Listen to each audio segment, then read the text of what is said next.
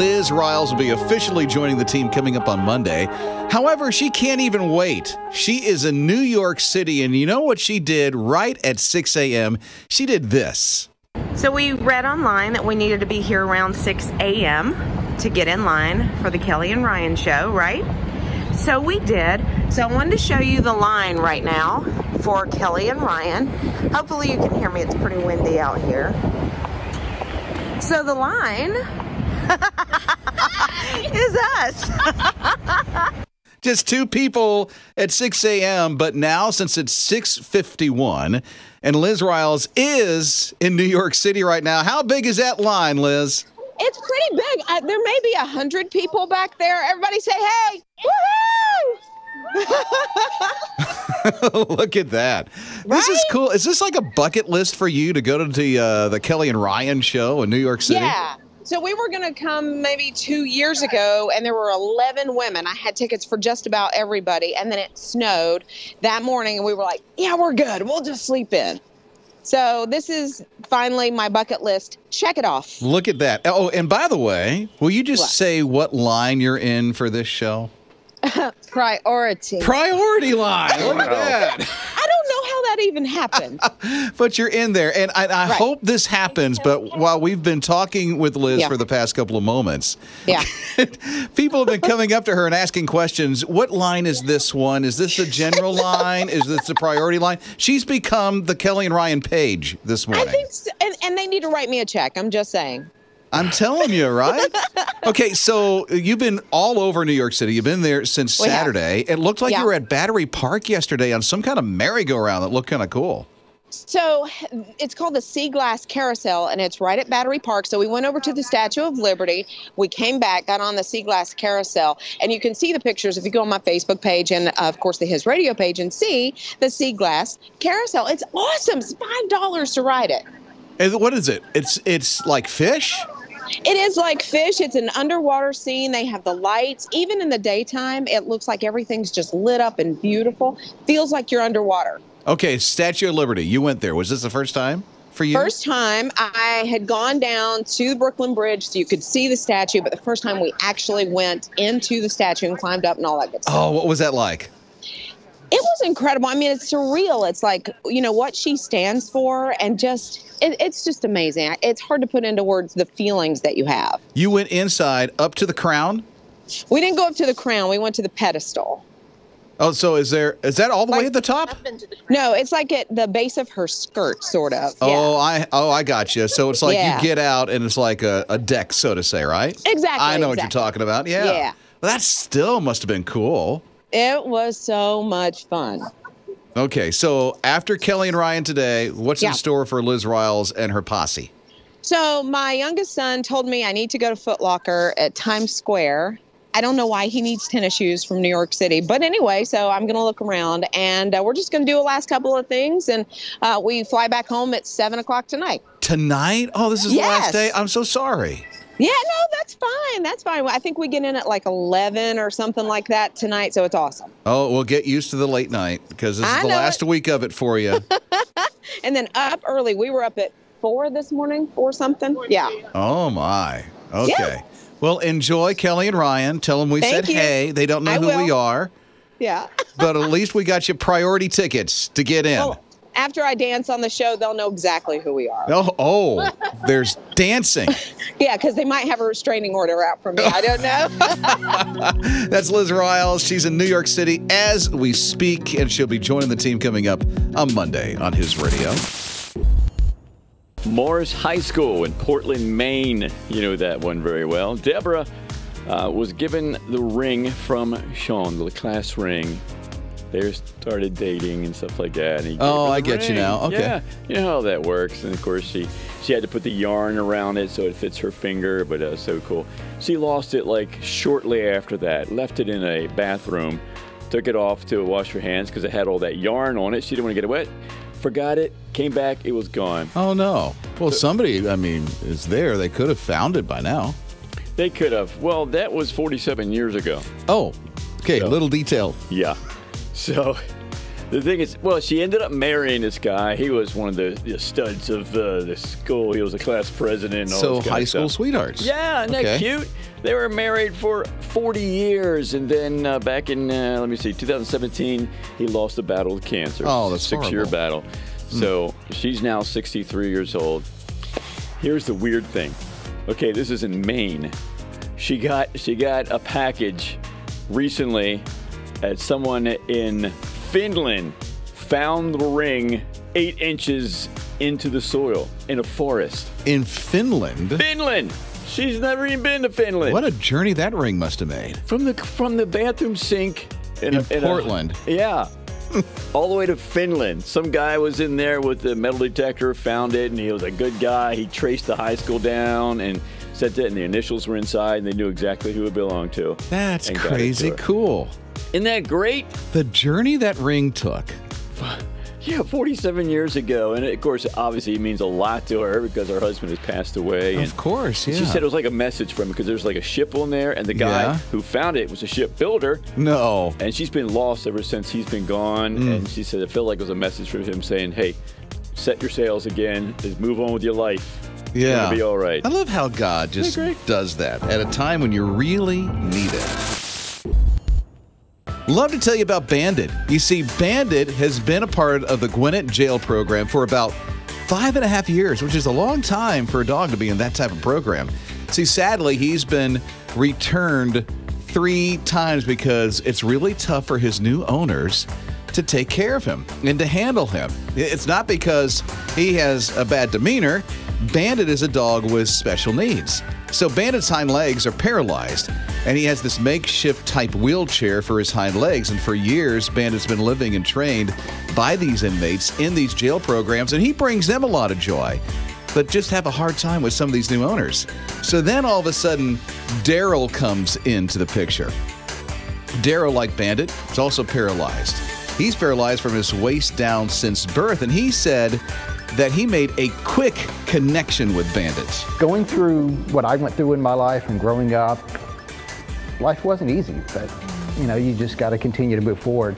The things that I read about Bandit, the videos that we saw, kind of had the same mindset that I had. So now they're family. And Bandit, since he has this new home and he's not being returned, this is his forever home now, has 3 new brothers and sisters. So way to go, Bandit. And thank you, Daryl, for doing that for him. See, it hasn't worked out because this is what it's this dog's been waiting for this. And I like the way the dog is in his little wheelchair type of thing. His legs are out like he's flying. It's kind of cool. Yeah, it is. You're right. That's a good observation. He's able to see it because we'll be featuring this on his radio TV coming up later today. You can see it on the video replay. Really cute dog in the way that they use that. Now, he's Daryl's.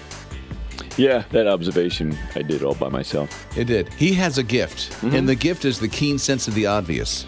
He uses it quite often. Little Bertolt Meyer, he's 42 years old, but he was born without the lower part of his left arm, like from the elbow down. And he's had a prosthetic since he was like 3 months old. But he's got an limb, kind of like iPhone, limb. Okay. Whereas, it's attached to the nerves, the muscles in his arm, and the electric pulses. I'm not going to be good at explaining this, but he's able to move the hand and stuff like that. And of course, obviously, it's been with him all his life, so he's used to this kind of thing. But he, I think it's like a hobby. He does like little DJing, little playing of the.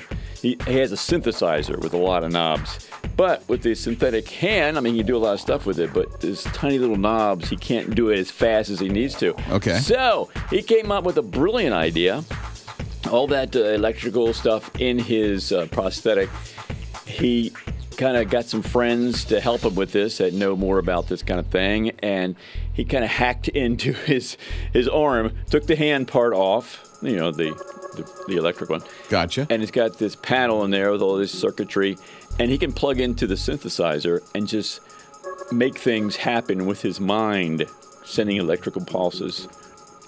So the same way that he moves his hand, right? He's playing. He does music it with this stuff. little circuit board that he attached to it. But his prosthetic. That's cool. You're not gonna believe this, but he explains it even better than I do. I can plug a cable like this in here and use that to do things on the modular synthesizer. So control the filter with the electrode in microseconds. That is such a natural thing to do. I don't really have to think about it. I just do it. It's zero effort because I'm so used to producing this muscle signal. For me, this feels like I'm controlling the filter with my thoughts.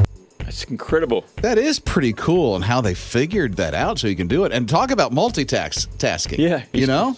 He's talking and thinking about that, but he said it's so natural that it's like second nature. Oh, it's moving his prosthetic hand. Yeah. So that's pretty much what it's like for him. But the way they figured out how to make that work with a circuit board on the end of that prosthetic arm is pretty cool. It's amazing. It looks a little strange. No, I'm sure it does. You're not used to that, but it's incredible what you can do. Yeah. Way to go. What's this guy's name? His name is Bertolt Meyer. Bert. Yeah, we'll go with Bert. Yeah, oh, that's what I'll call him. Bert. Well, way to go, Bert. There's this woman that walked into the Naked Police Department, and she brought two things along with her. They were baked goods and this letter. And I think when you hear this letter, it'll speak for itself. She says this: I overdosed for the last time in August. It was a major wake-up call. I went to detox the next day and haven't used since. And due to you guys saving my life through CPR and Narcan, I got my life back. And here's what giving me life gave me: ability to keep a steady job, custody of my daughter back with a heart, good mental health, true happiness, and I actually am able to say I love myself for who I am. I got my family back, and they allow me to live with them. Also, I've earned their trust back. Today, I celebrate 5 months sober. Thank you guys for everything that you do. Keep up the hard work. She has exclamation points, lots of love, and then she put out her name to say thank you, that they reached out to her at a time that she desperately needed it. Now she's clean, and she has the opportunity to live for Jesus, which I love that she has that opportunity now. Yeah, it's so nice to write letters, because that's kind of a lost art. And I keep thinking in different situations, I'm going to write a letter. And I never do, Rob. And look how much it meant to these guys at that police department. Now I'm going to spend the rest of the week writing those letters I've been putting on. 9 long years of trying. Dustin and Karen finally got this good news. So they hopped in a plane, they went to Colorado, and they picked up their 8-day-old baby girl. So after a few days have gone by, they were back on the plane. They were flying back home with their daughter. And the news spread throughout the plane. It was really cool that the couple adopted this baby girl, that this is a forever family. So Bobby is the flight attendant, and she was all about this little baby. So she came up on the intercom and announced this special guest that was on the flight. And she said that there was an adoption, and the parents were Karen and Dustin, and they were making their way home. And of course, the crowd cheered like you wouldn't believe. But what they didn't know, the couple, is that Karen and Dustin, behind their backs, so to say, the crew members gave everyone airline napkins, and they all wrote special messages to them. And then they shared the photo of all those napkins, sweetly compiled in a photo for safekeeping, a little photo album. And they're so grateful for their special trip back home on their airline that really cared for them as they were coming back home. Wow, I've never been on one of those plane rides where something epic like that happens. Yeah, isn't that cool? How do you get those? Do you pay extra or what? I know. Yeah, those things just kind of happen. And it did for this couple, and we're so grateful. Yeah, I just got to fly more often, I guess. Okay, well, we'll see you later. Okay. Hop on a plane. He's out of here. I was perusing through Twitterland, and I came across this post that Back to Nature put on there, a little video of these dogs. Apparently it was at like a kennel or some kind of dog daycare type of thing, because there's like a 15, 20 dogs out there, and they got the hose. The water hose is apparently outside, big fenced-in area. And these dogs were just going crazy, losing their minds, just chomping at this thing. You know how dogs are. They just love the water. They're chomping at the hose? At the water coming out, like, oh, that's awesome. Do me. And then the camera pans off, and there's a group of 10 dogs just standing there looking. Like they're waiting for their turn? No, like they're like, I ain't getting wet. Get crazy. You leave me alone. And one dog I'm out of this. Won't even look. He's like looking off like, I don't care. This is ridiculous. It just reminds me of people. They're just a reflection of people. Well, yeah. It's hilarious. You got the people who jump in the middle of a party and they're, all over. And then there's who just stand off to the side. You got the crowd who could care less. Right. Or maybe they're just introverts and they're thinking, man, I wish I could do that. I wish I could open up. Oh, really? So what would your suggestion be to somebody in life to open up and just get involved? Have someone turn the hose on you. Okay, well, there you go. Go and just get wet.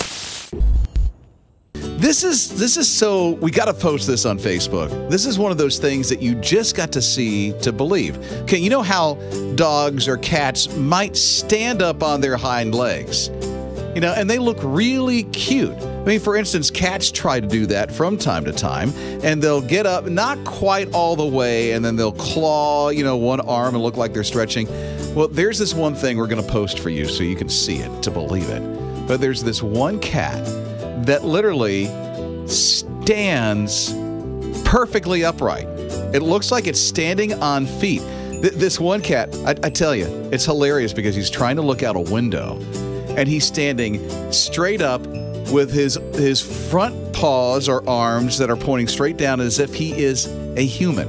It almost looks like it's a child in a cat costume, but it's not. It's a real cat. Are you sure? Positive. But it's the most hilarious thing to see. Kind of uses the tail like a kangaroo, kind of like a little to hold itself support, just in case. Yeah, and again, you got to see it. So we're going to put this on the Facebook page. You can check it out on the video replay a little bit later too. I can stand. Yeah, Jim. It's a hard thing for him to do from time to time, but he does stand. So on Facebook, after we posted that, we were hearing from people who were responding to the question, what human-like thing does your pet do?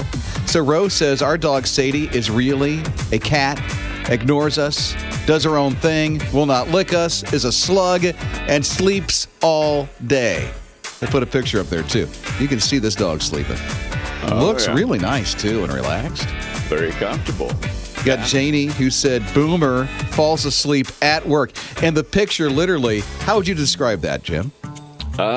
Lazy dog on top of the, I thought it was a kitchen at first, but it's like an office. It's right on the office desk, right? Yeah. Literally, not on the floor. It's not a small dog either. On the yeah, it's a pretty big dog.